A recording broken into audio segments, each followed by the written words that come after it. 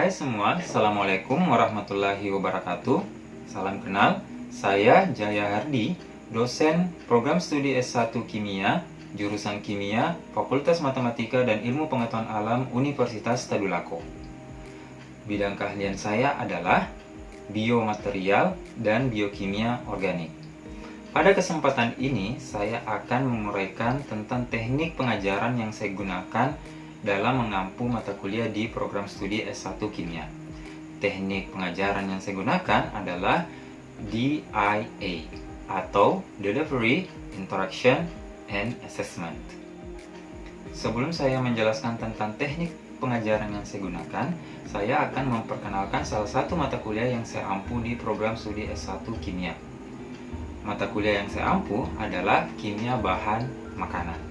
Kimia bahan makanan menjadi salah satu mata kuliah yang penting untuk dipelajari. Mengapa? Karena dengan kita mempelajari kimia bahan makanan, kita bisa mengetahui proses-proses yang terjadi di dalam bahan makanan dari aspek ilmu kimia. Mulai dari reaksinya, proses kimia fisikanya, sampai dengan bagaimana sih aplikasi dari beberapa senyawa kimia di dalam bahan makanan. Kimia bahan makanan ini adalah mata kuliah di program S1 Kimia dengan bobot SKS sebanyak 3. Satu SKS diantaranya adalah SKS Praktikum. Mata kuliah ini diperuntukkan untuk mahasiswa program studi S1 Kimia semester 3, dan juga mata kuliah ini dapat diprogram oleh mahasiswa lain, terutama dari mahasiswa-mahasiswa PMMDN program Kampus Merdeka. Pengampu dari mata kuliah ini adalah saya sendiri, Jaya Hardi SSI MSI, dan teman saya yaitu Aini Auliana Amar SSI MSI. Adapun deskripsi dari mata kuliah Kimia Bahan Makanan yaitu mengkaji mengenai efek air dalam bahan makanan, jenis dan sumber serta proses kimia fisika senyawa makromolekul, mulai dari karbohidrat, protein, sampai dengan lipid, dan juga vitamin dan mineral di dalam bahan makanan, peranan emulsifier dalam bahan makanan, jenis zat aditif, zat warna, flavor, serta zat racun di dalam bahan makanan. Adapun yang diharapkan dari pembelajaran dari mata kuliah kimia bahan makanan adalah berangkat dari capaian pembelajaran program studi S1 Kimia. CP Prodi S1 Kimia dalam hal ini terdapat 5 poin yang nantinya akan diturunkan menjadi capaian pembelajaran mata kuliah atau CPMK, dan terakhir akan didapatkan kemampuan akhir tiap tahapan pembelajaran atau yang biasa kita kenal dengan sub CPMK. Sub CPMK dari mata kuliah Kimia Bahan Makanan terdiri atas 9 poin, yaitu yang pertama, memahami tinjauan umum tentang kimia bahan makanan. Yang kedua, memahami keterikatan air dan efek air dalam bahan makanan. Yang ketiga, memahami jenis dan sumber serta proses kimia fisika karbohidrat dalam makanan. Memahami jenis dan sumber serta kualitas protein dalam makanan. Memahami jenis dan sumber serta proses kimia fisika senyawa lipid dalam makanan. Memahami jenis dan sumber dan juga proses kimia fisika dari vitamin dan mineral dalam bahan makanan. Memahami jenis zat aditif, zat warna, dan flavor dalam bahan makanan. Memahami peranan emulsifier dalam bahan makanan, dan memahami jenis zat-zat racun yang bisa terdapat dalam bahan makanan. Bahan kajian atau materi pembelajaran dari mata kuliah Kimia Bahan Makanan meliputi keterikatan air dalam bahan makanan, karbohidrat dalam makanan, protein dalam makanan, lipid dalam bahan makanan, senyawa makro dan mikromineral, dan vitamin dalam makanan, kemudian zat aditif, zat warna, flavor dalam bahan makanan, emulsifier dalam makanan, dan zat racun dalam makanan. Selanjutnya, seperti yang telah saya sampaikan di awal, bahwa teknik pembelajaran yang saya gunakan adalah di DIE, di mana yang pertama adalah delivery. Delivery dalam hal ini maksudnya adalah bagaimana saya menyampaikan atau mentransfer ilmu saya kepada mahasiswa peserta mata kuliah. Dalam menyampaikan mata kuliah ini, saya menggunakan beberapa mode pembelajaran. Yang pertama, saya menggunakan mode pembelajaran ceramah. Nah, ceramah di sini saya menggunakan porsi paling sedikit. Kenapa? Karena saya akan menggunakan porsi yang lebih banyak pada mode pembelajaran lainnya. Pada proses ceramah, saya akan menggunakan referensi dari textbook, di mana dalam mata kuliah kimia bahan makanan digunakan textbook dari John Diamond et al. 2018 dengan judul Principles of Food Chemistry. Selain itu juga bisa dilengkapi dengan beberapa buku yang bisa didapatkan dengan mudah di perpustakaan. Salah satunya adalah Kimia Pangan dan Gizi karangan oleh Winarno tahun 1997. Selain menggunakan referensi berupa buku dan textbook, saya juga menggunakan referensi dari beberapa penelitian-penelitian yang telah publish di jurnal internasional yang bereputasi, dalam hal ini menggunakan artikel 5 tahun terakhir. Tujuan dari penggunaan artikel ini adalah agar mahasiswa terlatih dalam membaca dan memahami artikel internasional dan juga bisa membantu mahasiswa dalam belajar bahasa Inggris, terutama melengkapi vocabulary-nya.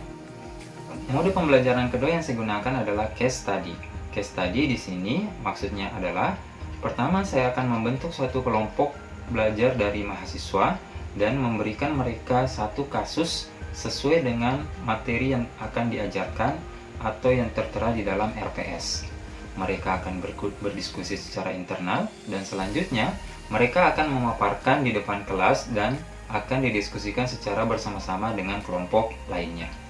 Dengan metode ini, mahasiswa lebih interaktif dan lebih memahami karena mereka akan membaca lebih banyak literatur tentang satu kasus yang telah diberikan. Kemudian, mode yang ketiga adalah Project Based Learning atau PBL. Maksud dari Project Based Learning ini adalah mahasiswa akan diberikan satu proyek dan mereka akan mengerjakannya sampai menghasilkan suatu bahasan. Metode pembelajaran ini, mode pembelajaran PBL ini, saya gunakan khususnya pada proses praktikum. Dalam praktikum, sesuai dengan modul, mereka akan mengerjakan satu modul dan akan dibahas pada akhir praktikum. Teknik pembelajaran yang kedua adalah interaction. Teknik interaction ini maksudnya adalah agar tercipta sistem pembelajaran dua arah. Mahasiswa akan lebih aktif dan akan lebih banyak memahami dengan menggunakan metode interaksi. Di dalam kelas, seperti yang saya uraikan sebelumnya, bahwa terdapat beberapa jenis interaksi antara mahasiswa dengan mahasiswa dan mahasiswa dengan dosen. Mahasiswa dengan mahasiswa berdiskusi dengan berdasarkan case study yang telah saya berikan sebelumnya. Dan interaksi juga bisa terjadi antara saya dengan mahasiswa, di mana dalam proses perkuliahan mahasiswa bebas untuk bertanya dan memberikan tanggapan tentang materi yang telah saya ajarkan. Selain di dalam kelas, interaksi antara saya dengan mahasiswa juga bisa berlangsung dengan menggunakan beberapa media sosial. Contohnya adalah menggunakan WhatsApp, di mana setiap mata kuliah yang saya ampuh, khususnya mata kuliah kimia bahan makanan, akan saya bentuk grup WhatsApp, dan dalam grup tersebut akan saling sharing, bertanya, dan juga pemecahan beberapa masalah yang belum terpecahkan di dalam kelas, dan juga untuk mengklirkan beberapa penjelasan yang tidak tercover di dalam kelas karena waktu yang terbatas. Selain menggunakan grup WhatsApp, saya juga menggunakan LMS sebagai wadah untuk berinteraksi dan untuk mata kuliah kimia bahan makanan. Teknik yang ketiga adalah assessment. Assessment maksudnya di sini adalah saya akan memberikan penilaian kepada mahasiswa berdasarkan beberapa tugas ataupun ujian yang saya berikan. Dalam hal ini, asesmen tidak lepas dari kontrak perkuliahan yang telah disetujui antara saya dengan mahasiswa di awal perkuliahan. Dalam kontrak perkuliahan telah ditentukan bobot penilaian serta standar penilaian dari mata kuliah kimia bahan makanan.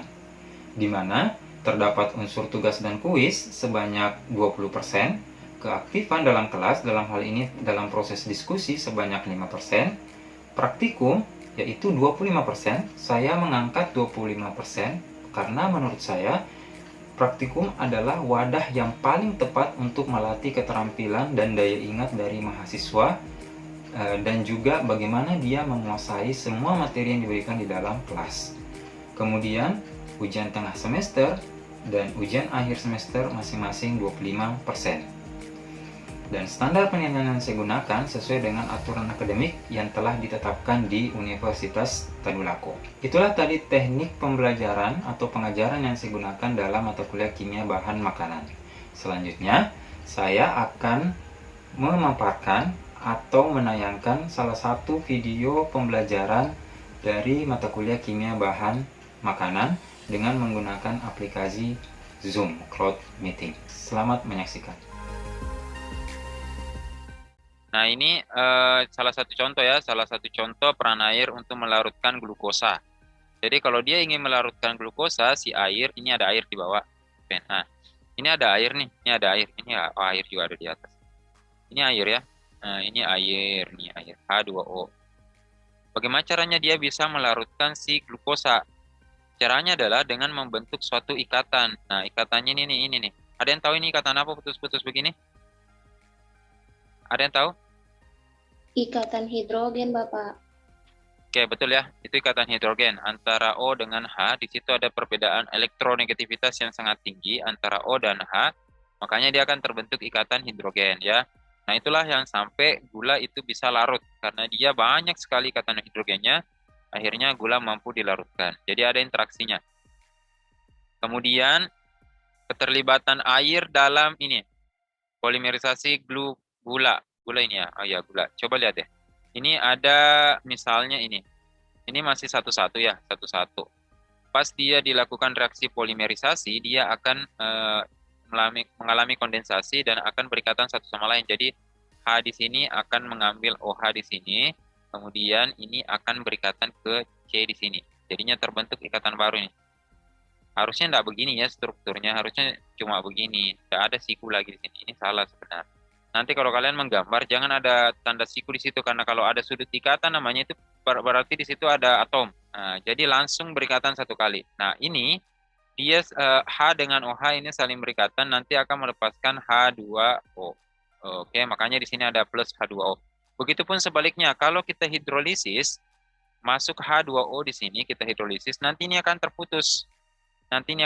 Kenapa terputus? Karena ada ikatan HOH kan? Ada HOH.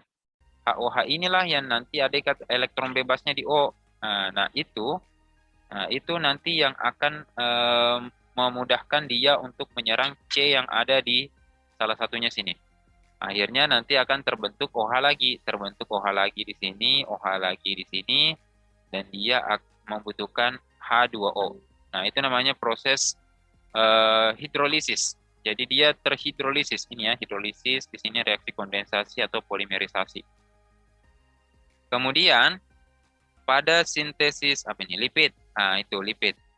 Pada sintesis lipid, untuk membentuk suatu lipid tentunya kan harus ada reaksi antara fatty acid, atau asam lemak.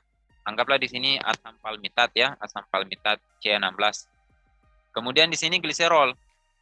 Nah, dia terjadi reaksi di situ tuh, ada reaksi esterifikasi. Nah, kalian perhatikan di sini ada reaksi esterifikasi, di sini O ada elektron bebasnya.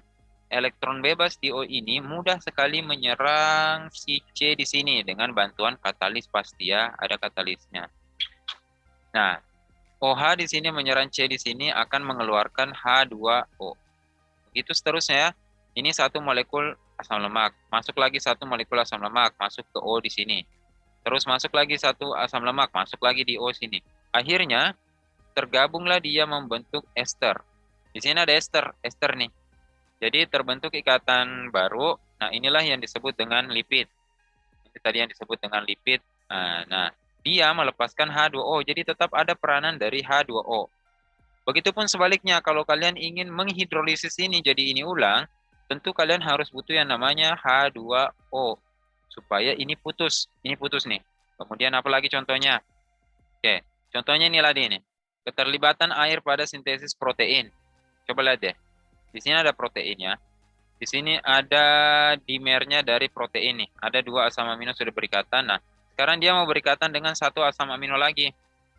Tentunya kan dia harus berikatan membentuk ikatan peptida.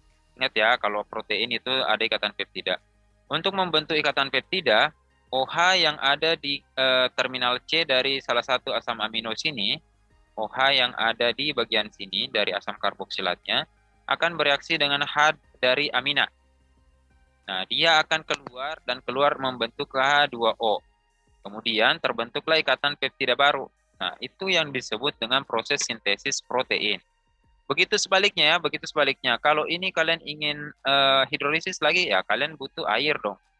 Harus ada air di situ dengan bantuan katalis pasti ya. Oke? Jadi seperti itu keterlibatan air pada beberapa sintesis protein, lipid, dan karbohidrat. Jadi ini semuanya makromolekul.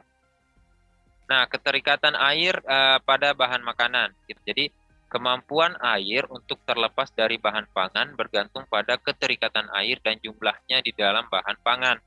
Ini jenis-jenis air, air kapiler, kemudian air terlarut. Nah, air terlarut di dalam sini, di dalam satu molekul air ini, jadi air terlarut, dan di dalamnya ini air terlarut ada namanya air yang terabsorpsi atau terjerap di permukaan. Nah, kemudian di bagian dalam air terjerap itu ada namanya air konstitusi. Jadi dia mengikat H2O. Nah, sekarang dampak dari kadar air terhadap kualitas bahan makanan atau dampak dari adanya senyawa air dalam bahan makanan seperti apa? Aktivitas air paling umum digunakan sebagai kriteria untuk keamanan pangan. Nah, tadi sudah ada kadar air.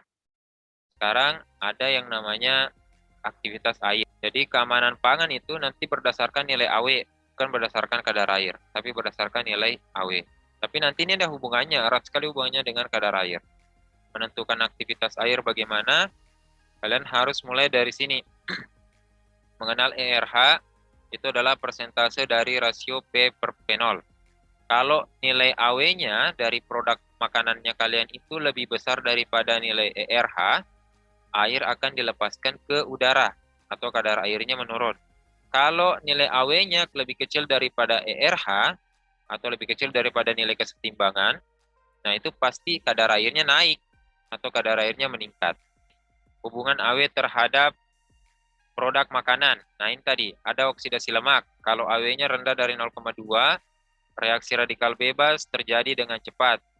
Tapi kalau di atas 0,4 juga lebih cepat lagi, makanya harus di tengah-tengahnya 0,3. Ya, kemudian reaksi Maillard, pencoklatan non-enzimatis. Nah ini reaksi Maillard terjadi paling cepat pada nilai AW 0,5 sampai 0,8. Ini pencoklatannya kayak gambar di sini nih. Dia mencoklat.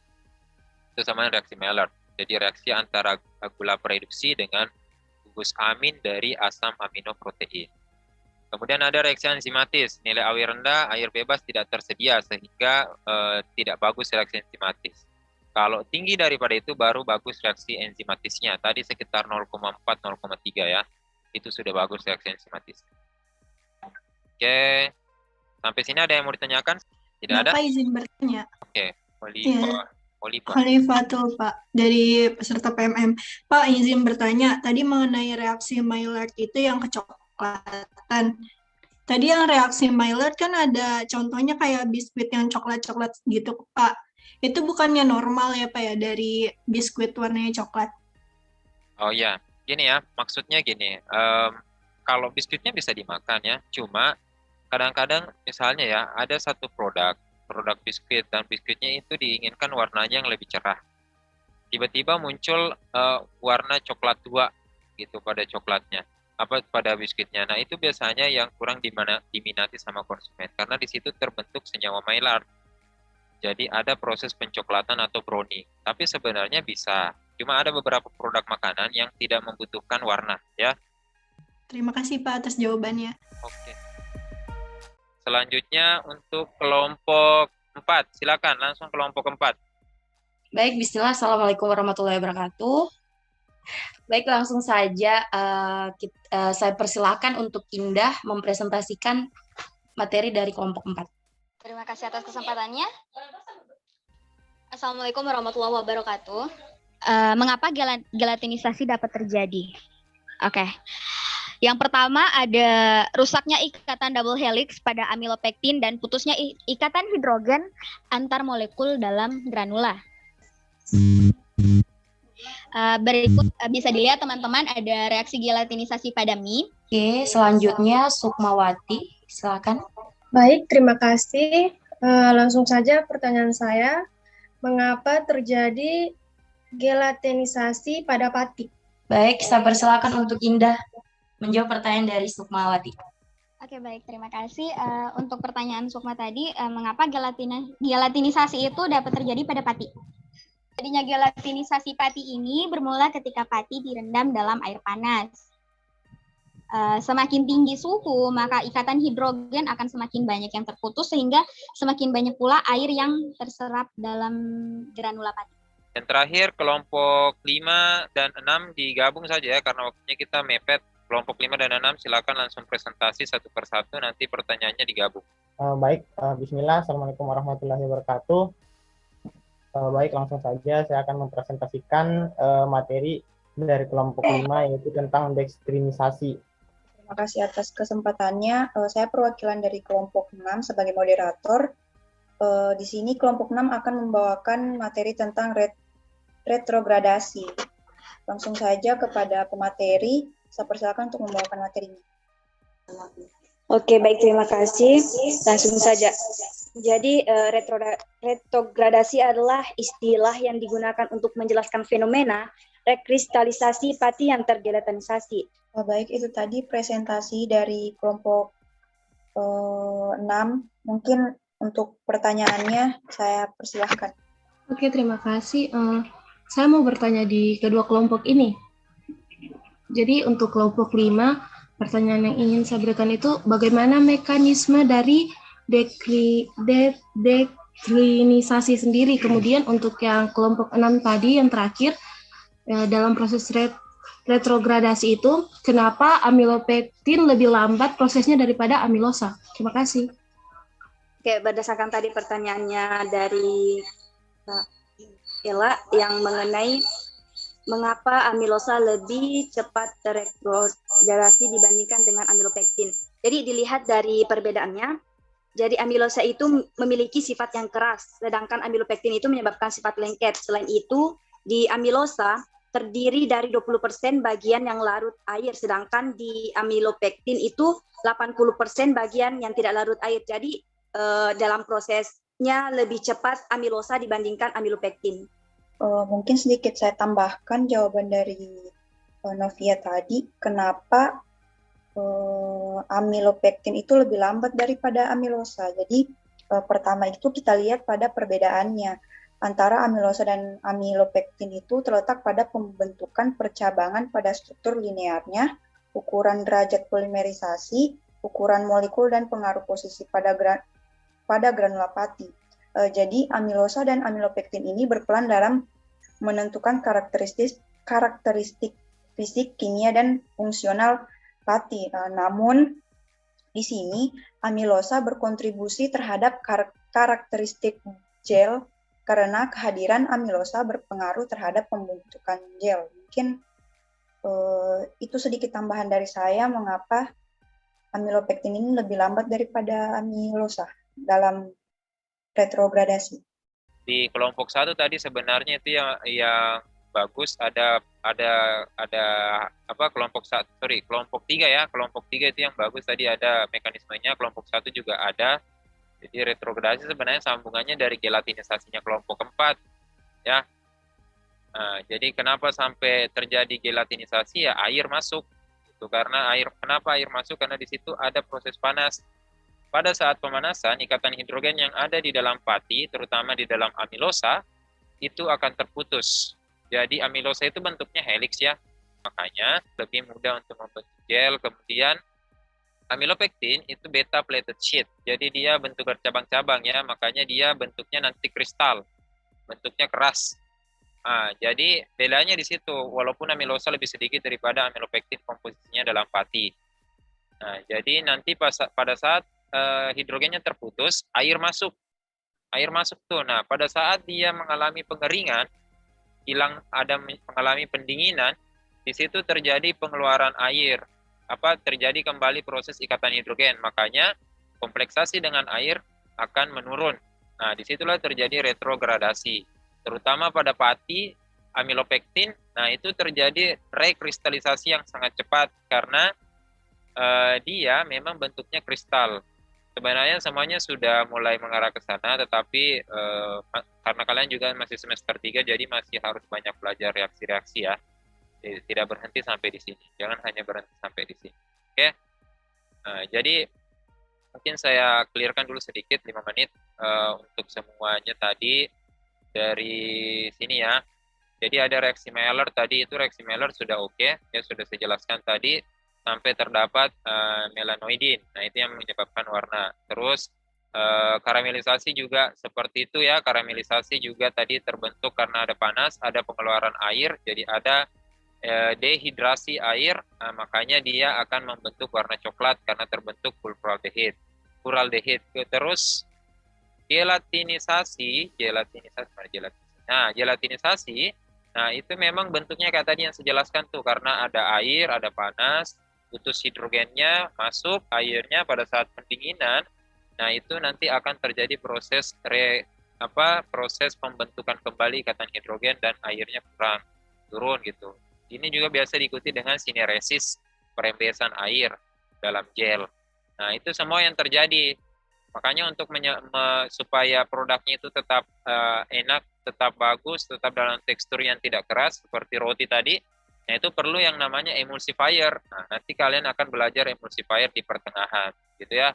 Jadi harus seperti itu. Kemudian apa tadi ya? Dekstrinisasi. Nah, yang saya mau itu dekstrinisasi seperti ini. Jadi misalnya roti, karena ada proses ini juga sejenis browning ya. Browning itu dekstrinisasi. Jadi karena ada ada proses panas juga tanpa kehadiran air, terjadi proses ini ya.